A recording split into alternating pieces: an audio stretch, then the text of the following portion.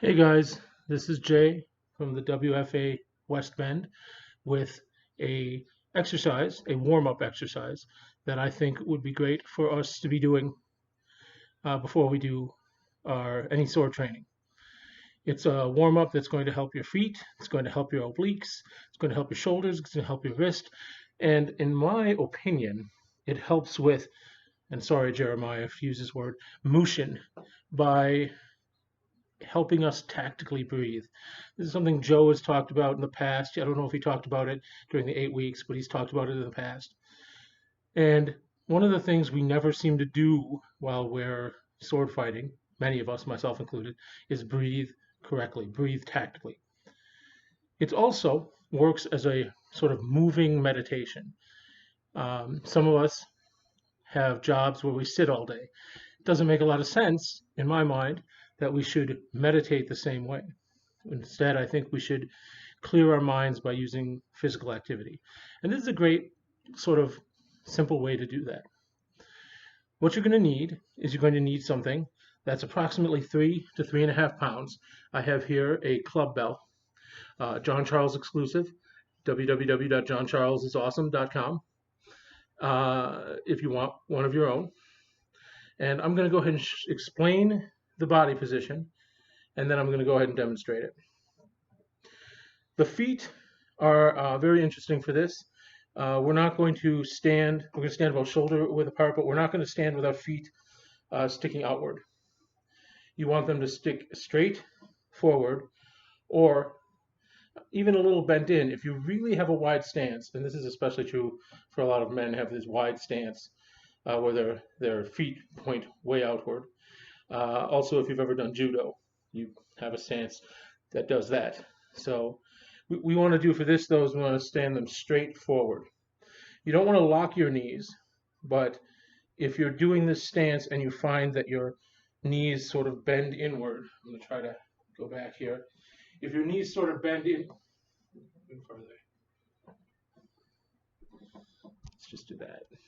If your knees sort of bend inward, you don't want that, right? You don't want them to bend inward. So you'd want to keep them a little straight if they're prone to bending inwards. All right. And that's the big part. You're not going to bend your knees a lot. Your hips are going to sway. And when you do the motion, you want to turn in the direction of the motion of your swing. This is going to help your obliques. And of course, you're going to be swinging your shoulder and turning your wrist. That's going to help those. Breathing. You want to breathe through the nose. Nose breathing is very helpful for running and for any exercise where you exert cardiovascular fitness. It warms it. I'm to understand that there's some sort of nitrogen increase. I don't actually know the science, which is the first for me, but I've noticed that when I nose breathe, I feel more alert, I feel more calm when I'm working and exercising, and I tend to, now that I've started nose breathing, get less stuffed up noses. I'm still used to it, so sometimes I mouth breathe, but for the most part, nose breathing is what you want to do. You want to breathe in with your nose, and then if you can breathe out with your nose, do so. But if you can't, go ahead and breathe out of your mouth. And you want to keep a rhythm of the swing when you do so. If the swing is faster, you can breathe a little faster. But the idea is to keep a rhythm, a steady rhythm of your breath for both meditative purposes and for tactical purposes. I'm going to go ahead and demonstrate with this. And if you don't have one of these, I'll kind of give you some ideas of what you can do instead. So let me step back here. My feet straight ahead, about shoulder width apart. You want to take your swinging device, like your club bell, and you want to turn and swing.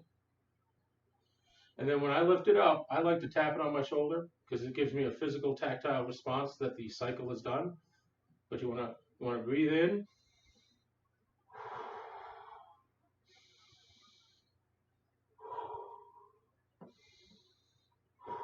You want to keep your legs as sort of straight and your feet as pointed forward as possible. You want to engage those obliques. Those obliques have to work, even with such a light weight. And you're working on reps. You're not trying to lift a heavy weight for a long period of time. You want to do as many as you can in a minute.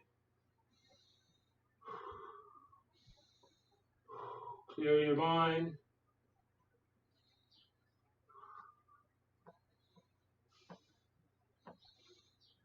And after you've done a minute, using like the Gym Boss tracker, you can switch.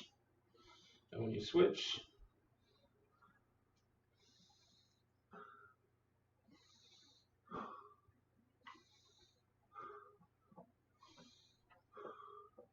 just like this, clearing your mind, just swinging it, loosening up your shoulders and triceps, and loosening up your brain.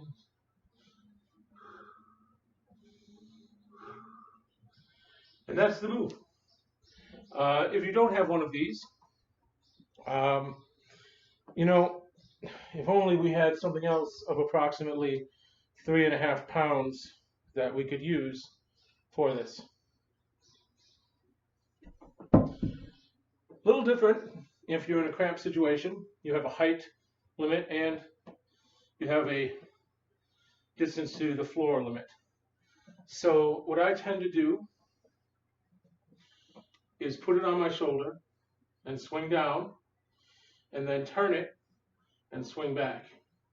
And that gives me a good like 4 inches from the floor.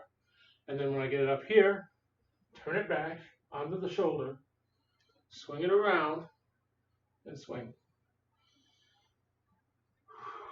And then I breathe as I cross my body. I breathe out. Breathe in, breathe out.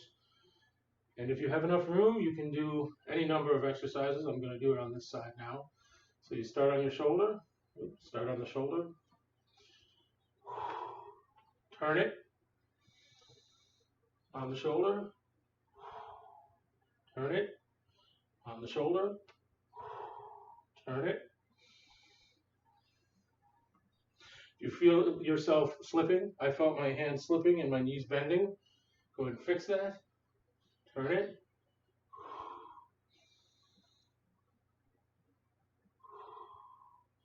You can do these not just one-handed. I prefer one-handed because it helps engage the obliques. But you can do two-handed.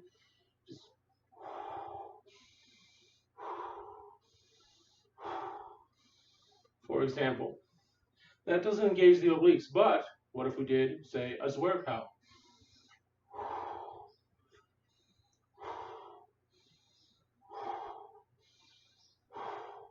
The idea is to repeat a motion that gives you a little bit of twist in your body, which will again engage the obliques and engage your feet to grip carpet or ground, whatever you use it on. And then repeat it rhythmically to get your breath in, out, in, out.